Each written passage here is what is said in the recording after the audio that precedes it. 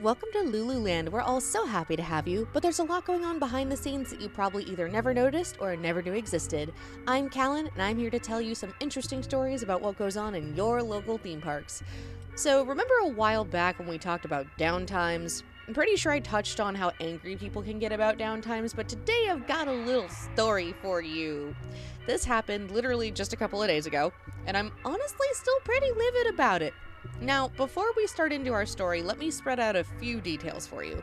One of which is that I have, in fact, worked for Loo Loo World as well. Don't tell Mammon. There have been some times where I just haven't made enough money here to survive, so I've gone over there, worked for a couple of years, and then left and just worked over here.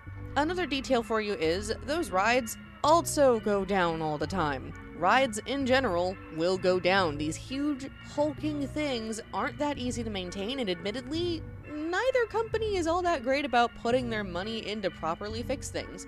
The rides are safe to operate, but they won't always be willing to operate. Now, with those two details in place, let me start the story.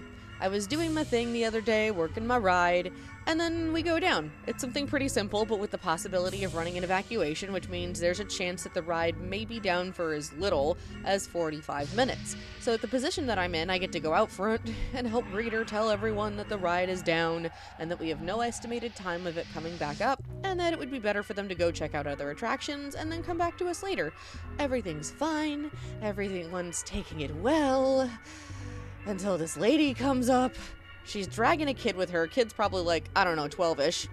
She's on the phone, and she's pissed. She's already cursing up a storm on the phone. "This one's fucking down too. This place sucks." And she comes right up to me, gets in my face, and goes, "You guys fucking suck." I'm a little taken aback. I'm there alone at the moment because greeter has fucked off to go to the bathroom. So I kind of just stand there. But then I shrug and very calmly say, "I'm sorry, ma'am, this happens sometimes." To which she responds, "I don't know how you stay in fucking competition with Loo Loo World, not when all of your shit is constantly breaking down." At that point, I'm already done. So I just smile at her and say, "Actually, ma'am, I work for Loo Loo World as well. The ride I work breaks down almost every single day." She pauses, gets even angrier and goes, "Well, we're annual pass holders there, and I've never seen that." "Ah, yes. The "we're annual pass holders" excuse. There's a reason why all theme park workers, no matter what park you go to, secretly call pass holders pass holes. Beings like this woman are why. So I keep my smile and I say, "Even if you don't see it, my ride over there still goes down almost every day." Finally, she turns around, starts walking off, and says, "And the workers here are bitchier too." Like, lady, seriously? Do you really not expect someone to stick up for themselves when you get about 2 inches from their face and start screaming curse words at them? It's not my fault this ride is old and sometimes wants to go down. That wasn't even what happened this time around. It was a safety triggered stop, meaning it stopped so that someone wouldn't get hurt. Not that we can tell anyone that when things are going down. Everything in theme parks has to be themed.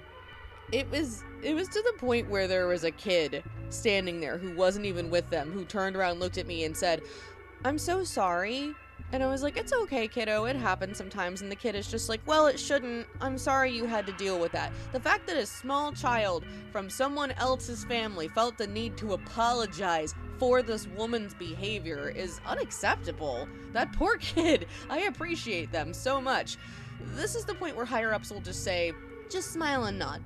They just feel the need to yell at someone. No, I don't get paid enough for that. If you got a problem, take it to the front of the park with the complaints department, because I don't need someone putting their opinion of an entire theme park on my shoulders specifically just because I happen to be at the wrong place at the wrong time.